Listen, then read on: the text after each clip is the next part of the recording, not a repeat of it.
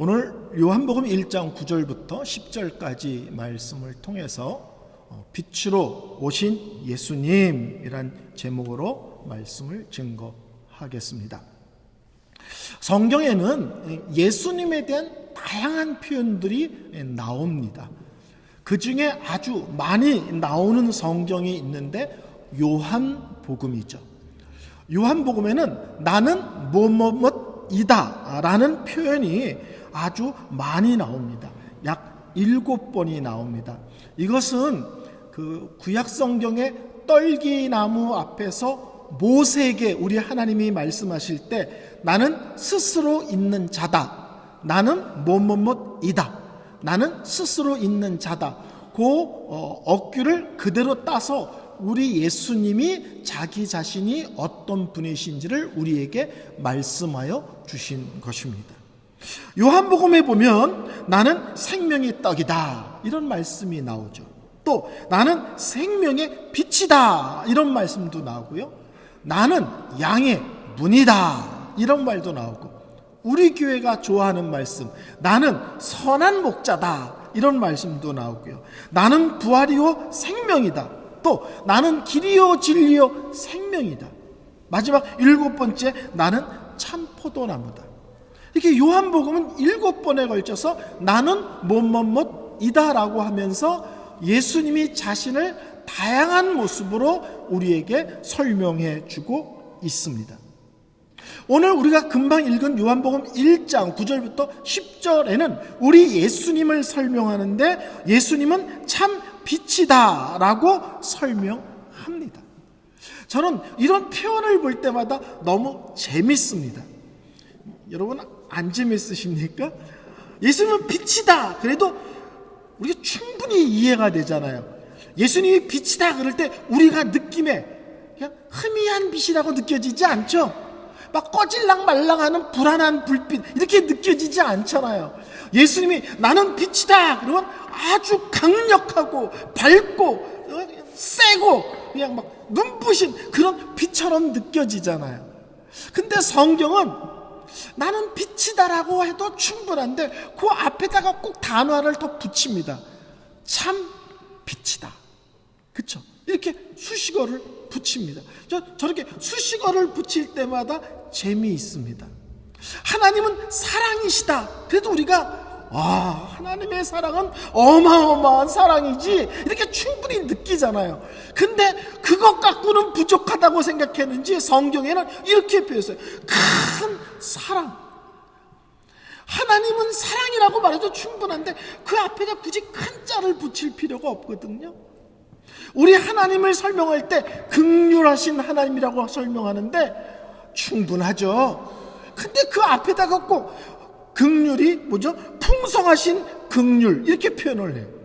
거기다 풍성하신 안 붙여도 풍성한 줄 아는데 은혜 넘치는 거 알죠? 항상 하나님의 은혜는 차고도 넘치죠. 근데 성경은 꼭 넘치는 은혜. 그래서 하나님과 관계된 어떤 단어를 할 때는 그것 갖고 충분한데도 불구하고 하나님 쪽에서는 우리에게 더 세게 설명하고 싶은 거예요. 더 강하게 말하고 싶은 거예요. 우리가 그것이 생각하는 것보다 더 크게 느끼기를 원하시는 겁니다. 그래서 예수님이 이 땅에 참빛으로 오셨다 할 것은 빛이라고 말하는 것보다 우리가 더 세게 예수님에 대해서 생각하고 느끼고 받아들이기를 원하시는 거죠. 근데 예수님을 빛이라고 설명하는 것은 반대로 말하면 어떤 것을 설명하는 거예요? 우리가 어둠 속에 있다는 것을 전제하는 거예요.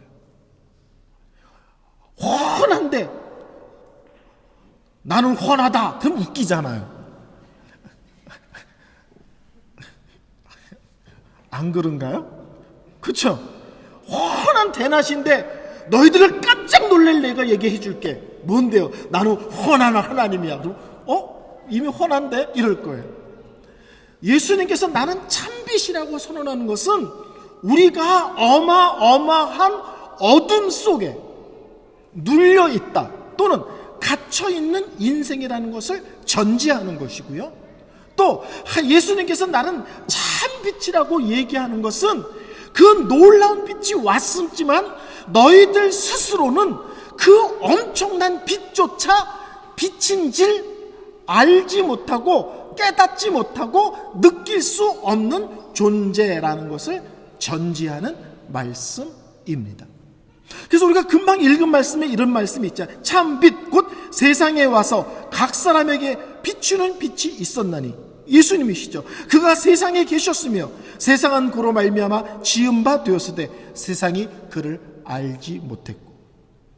빛이신 예수님이 오셨어요. 자기 앞에 있어요. 말씀을 하세요. 능력을 행하세요. 근데 사람들은 그 예수님이 누군지를 알아보지를 못해. 왜요? 어둠에 갇혀서. 실제로는 영적으로 눈이 멀은 존재이기 때문에 그렇습니다. 여러분, 독일 생활이 2년이 넘어가면 이런 어려움이 있습니다.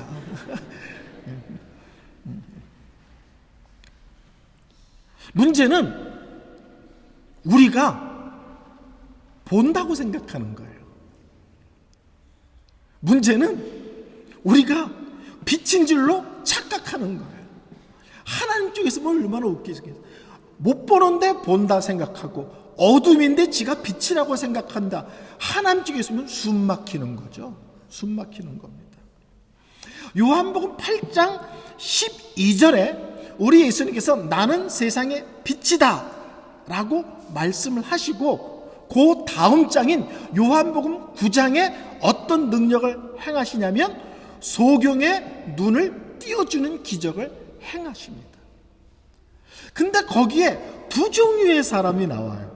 하나는 앞을 태어날 때부터 소경으로 태어나서 예수님으로 말미암아 눈이 열린 사람과, 자기는 훤히 볼 줄 알 뿐만 아니라 성경의 박사라고 생각하는 바리새인, 이 두 종류의 사람이 나옵니다.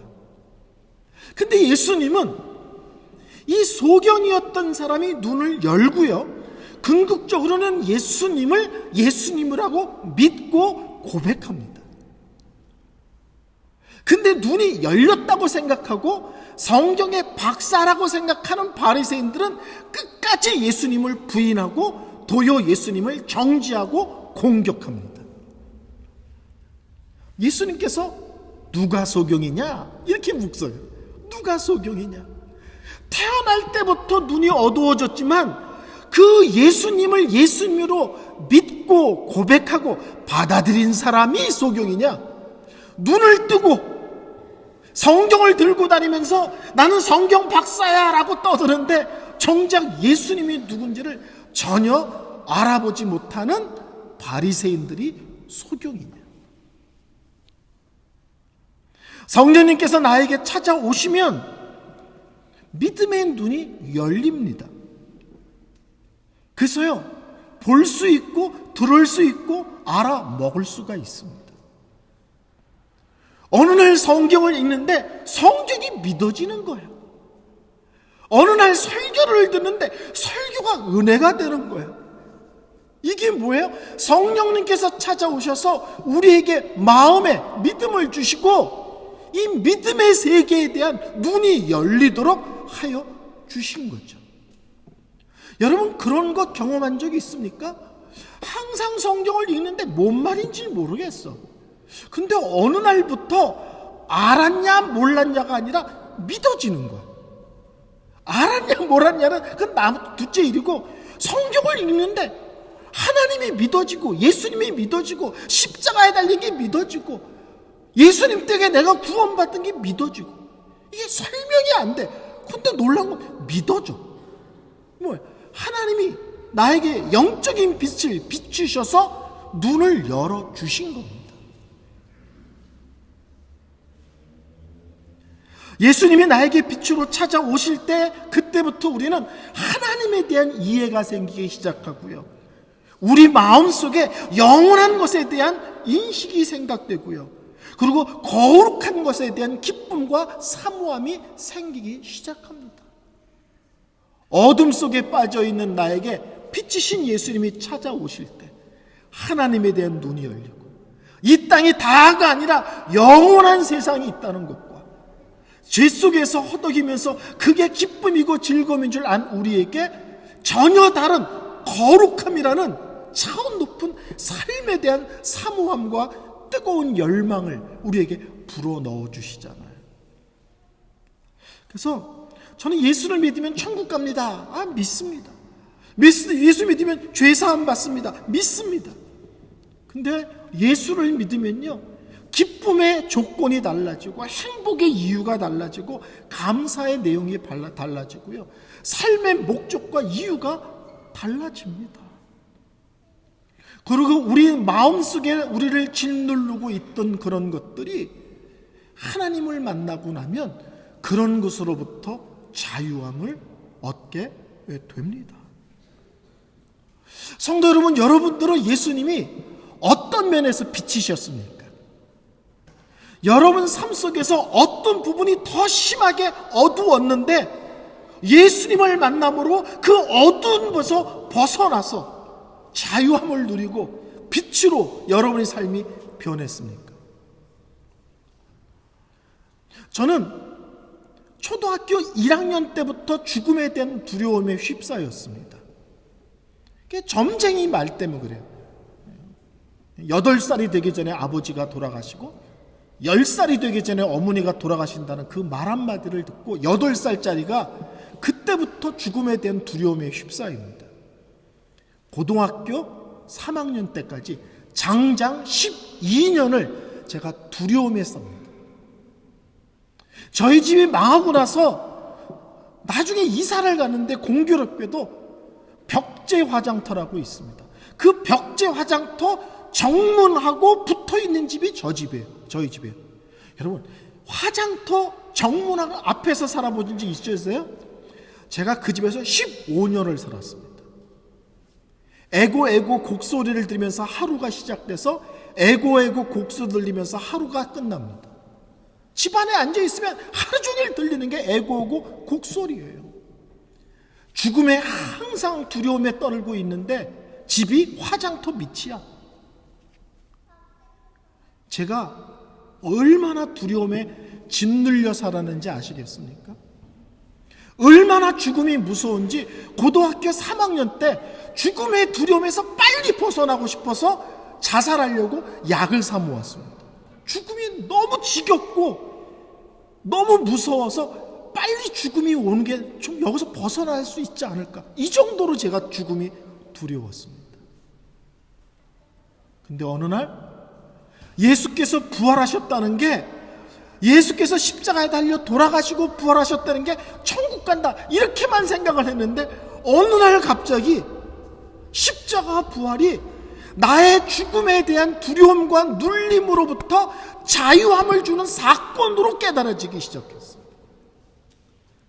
죽어서 천국 간다, 이것으로만 답이 아니라 현재 나의 삶 속에 죽음이 더 이상 나에게 두려움이 되지 않고 눌림이 되지 않고 어둠이 되지 않는다. 예수를 믿는 것은 예수께서 죽음의 문제를 해결하셨고 해결받은 자로서 이 땅에서 영원한 생명을 갖고 이 땅에서부터 살아가는 것이라는 놀라운 깨달음을 갖게 됐어요. 고3 때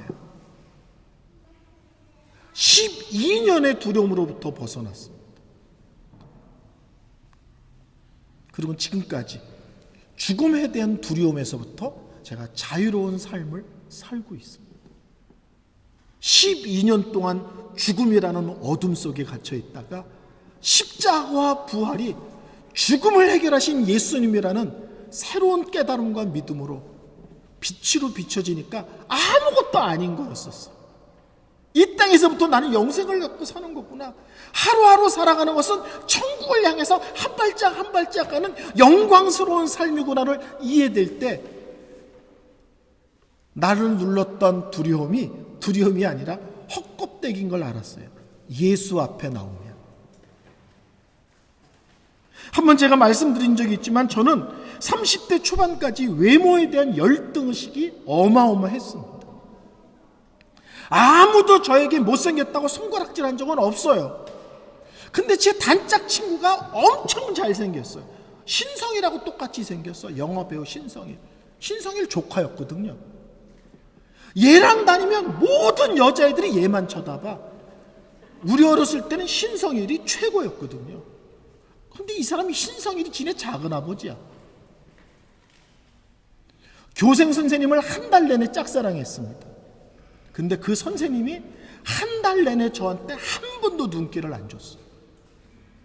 우리 교실에 들어오면 내 옆에 앉아있는 이 아이한테만 얘기를 했어요.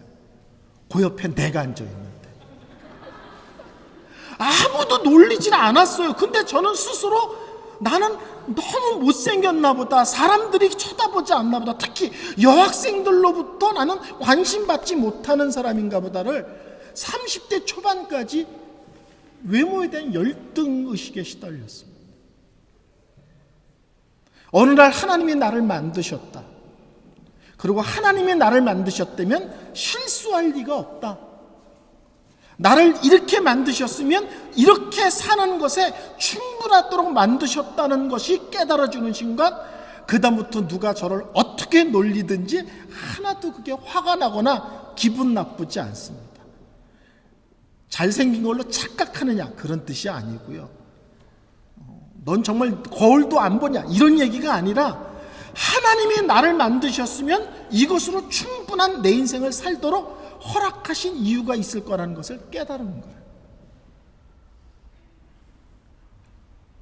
외모 열등의식에서 하나님의 창조라는 것을 배웠을 때 빛이 비치고 자유함이 있었습니다. 저는 초등학교 1학년 때 집안이 망하고 항상 끼니를 걱정해야 되는 인생이 되었습니다. 제가 고등학교 때인가 추수감사절날 공중 나는 새를 보라 그 찬양을 부르는데 제가 막 대성통곡을 하고 울었어요. 아, 내가 하나님의 자녀인데 뭘 이렇게 걱정하나.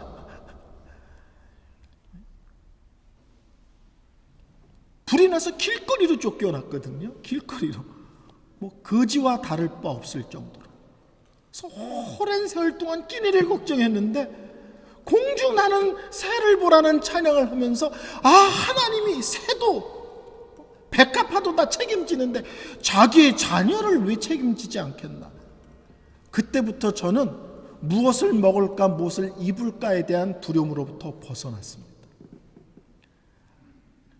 제가 목사가 된 지 올해 30년이거든요.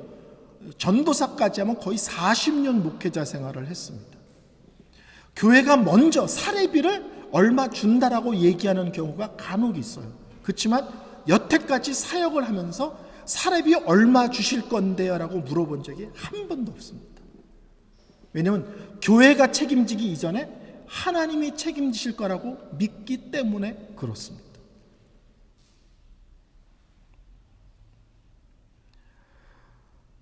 저는 교회라는 공동체가 저에게 또 다른 빛이었습니다. 성탄절이 되거나 명절이 되면 저는 갈 곳도 없고 찾아오는 사람도 없습니다. 명절 때는 먹을 게 더 없다고 느껴져요. 하루 종일 이불 뒤집어 쓰고 잠을 잤어요. 어머니랑 제가 먹을 것도 없고 갈 곳도 없고 찾아오는 사람도 없고. 교회를 다니니까 크리스마스다, 교회 가면 잔치인데요. 구정이다, 어휴, 시골 교회를 다녔으니까 가마스 끌어놓고 막 그냥 잔치를 벌리잖아요. 항상 외로워서 쓸쓸해서 갈 곳이 없어서 버려진 느낌을 들었던 제가 교회에 다니니까 어마어마한 대가족이 생긴 거예요. 제가 중학교 1학년 때 처음 교회를 다녔는데 그때부터 새벽 예배를 가서 종을 쳤습니다.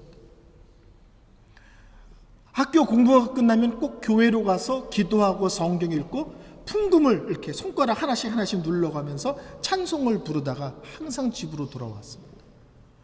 목사님의 자질구레한 심부름을 제가 다 했어요. 목사님이 가끔 제가 너무 이쁘다고 목사님 사모님 주무시는 그 사이에다가 저를 재울 때가 가끔 있었어요. 저를 얼마나 이뻐했는지, 자기 자식들도 있는데도 불구하고. 고등학교 시험을 치는데 저희 어머니는 연세가 많으세요. 또 일하셔야 되니까 뭐 따라오고 못하잖아요. 아침을 먹는데 바깥이 어둑어둑한데 교회 형들이 잔뜩 몰려서 은성아 준비됐냐? 같이 가자.